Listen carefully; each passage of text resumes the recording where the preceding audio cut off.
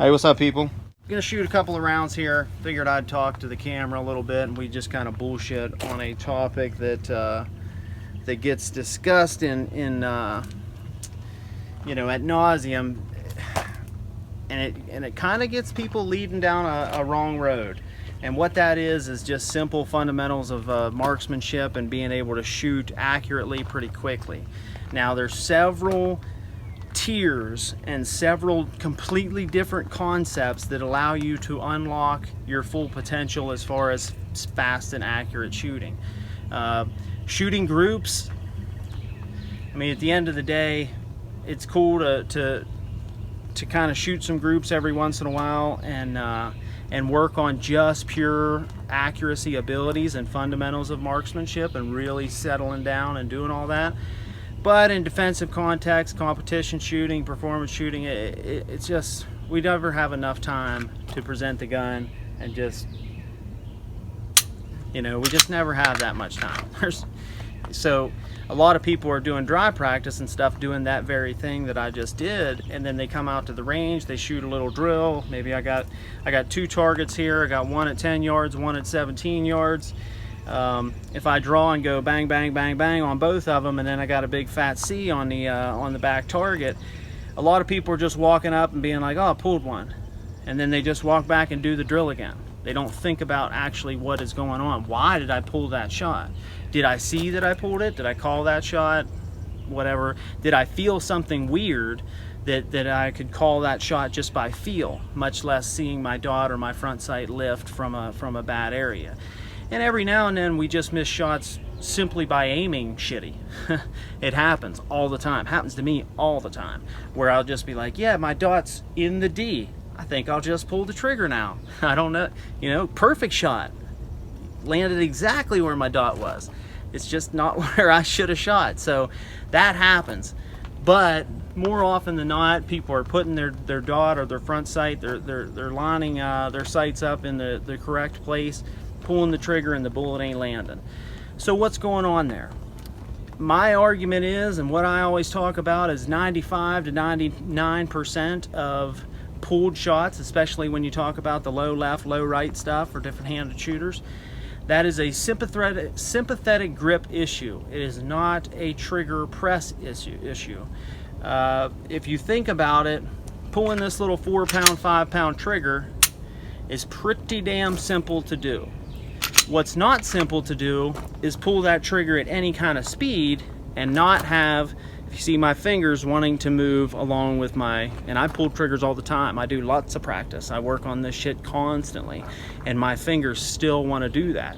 That's difficult. It's built into us naturally, and it's extremely difficult to try to shoot fast and not have that happen.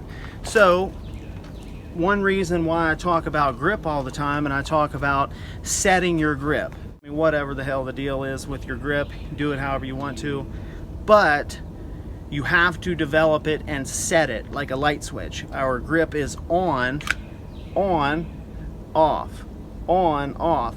That way I do not have that sympathetic grip issue. That's what's pulling shots for people. It is not your trigger press.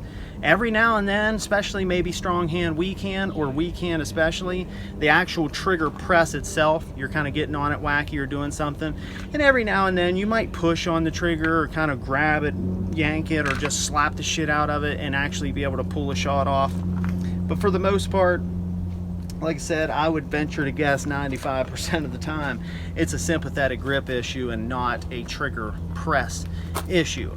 Now, if we want to lump that all together, obviously, yes, when you are pulling the trigger, you are moving the gun. So it's pretty easy to say that it's a trigger press issue, but it's actually a little bit deeper. Let's peel that onion back and figure this shit out a little bit. Just like anticipation. Are you anticipating and pushing with your whole body into the gun and pushing the whole thing down? Are you anticipating and gripping harder at the last second with both hands or one hand? Are you anticipating and kind of rolling your wrists forward? Like there's 18 different ways that you can be anticipating and dropping shots and shit. And for the most part, as you get better and better, anticipation really isn't even a thing. When I teach beginners, I never, ever, ever say the word anticipation. I never bring it up. I don't talk about it. I won't get into my processes because they're proprietary, but I have them run the shit out of the gun straight off of Jump Street, and guess what? Never an issue with the anticipation.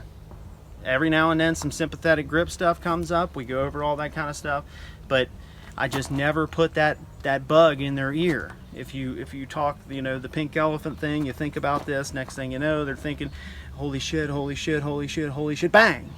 Stupid stuff starts to happen. So just don't do that.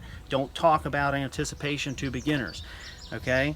If that problem exhibits itself to a degree that you must talk about it, go ahead. But for the most part, you can get away with not doing that.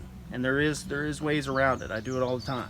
So sympathetic grip, there's a lane that we need to stay in, okay? And there's a threshold. So what that threshold is, obviously we want to set our grip. So saying that we want to set our grip means strong hand, weak hand, freestyle, set the grip. Both hands, doesn't matter, set it. Like a light switch, it is on. It's not on 70% and then 80% and then 70% and then 90%. Nah, it's on, just on, okay? So with that principle in mind, there's a threshold that we need to stay in, which is riding the line between gripping the gun with the right hand or with the strong hand hard enough, putting that front to back pressure hard enough that we can no longer sympathetically grip, okay? If I am gripping, right now I'm gripping this gun front to back, just a nice little squeeze like this, like a clamp into the gun, a little bit of a roll to it to drive my beaver tail in and trying to kind of drive my pinky to my elbow, and the gun kind of, that's one easy way to start finding your dot better and everything too, and starting to feel this wrist connection here. But if I just set my grip out there just like that right there, and then I whack on the trigger, I cannot really sympathetically grip anymore.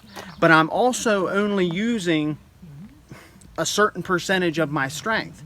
If I grip as hard as I can get a magazine not to come out of the gun, okay?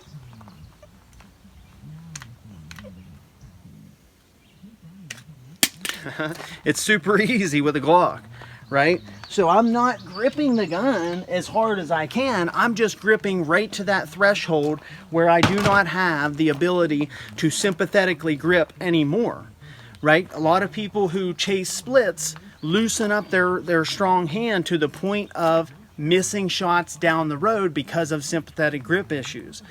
If we chase splits, we need to loosen up the hand, loosen up that firing hand, loosen, loosen, loosen. The only problem is then when we get out of that threshold of not being able to sympathetically grip anymore, we induce that sympathetic grip, and next thing you know, just the tiniest little bit. If I'm loose on the gun and I grip tight, it's gonna pull that muzzle down. And it's super simple. Put your gun in your hand, play with it, and then start to feel what it feels like to put that, okay, that set grip. And then all of a sudden you're gonna feel, I can move my trigger finger around, and now I can actually move the gun sympathetically. These three fingers are no longer moving the gun anymore. So it starts to really illuminate itself, and it'll show itself to you. But it is a difficult proposition. It's a difficult endeavor to master that. Obviously, I haven't mastered it. Maybe Eric Graffel has, but maybe Max. It's a very difficult endeavor to play with that and figure it out. Now, the big thing is, in your dry practice, and basically every time you grip the pistol, strong hand, weak hand, or freestyle, you need to be gripping the gun the exact same way every time. And I harp on this and talk about it, but it truly is the most important thing there is. That's why I argue that grip is your number one. Okay, obviously every goon on planet Earth goes like this and says, well, I can pull the trigger, and if I do it without moving the gun, I can get a shot off. Well, yeah, I mean, we can all do that. We can all pull the trigger like this, and if we don't move the gun, we get hits. Of course. Doesn't do you a whole lot of good in any kind of actual content or context of shooting or anything.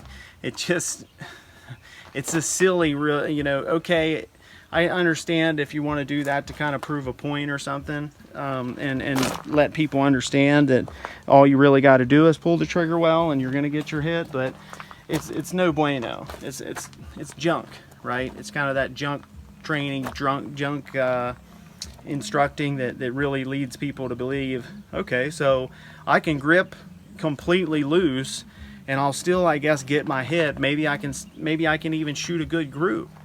But as soon as they start to speed up at all, even a shot a second, everything's gonna fall apart. Okay, one-handed, that's a fairly difficult proposition, right? We kind of, no matter what, we could always grip a little harder and kind of move it. But then think about freestyle. We've got the gun locked in pretty damn solid right here, one-handed, and then I get to take this hand and completely clamp into the gun and put some leverages on it, a little tiny bit of side to side, you know, some front to back, driving my palm into the corner of the back strap of the gun. That's my kind of philosophies on grip. That's what I kind of really like to try to do. I like to get a lot of front to back, but I'm not going to negate the sides. I am going to have a little bit of side to side as far as pushing this part of my strong hand in at the top right underneath the slide, and a little bit of the top of the fat part of my palm right here into the side. But the biggest thing is really driving that left hand into the back strap of the corner of the back strap here. And then obviously our strong hand has a very dominant solid position on the gun already, so all we have to do is make sure that we can stiffen that wrist and basically just add as much as we possibly can with the left hand. So that's a little spiel on trying to really live in that zone, and truly don't just think about the beginning of a drill and the end of it.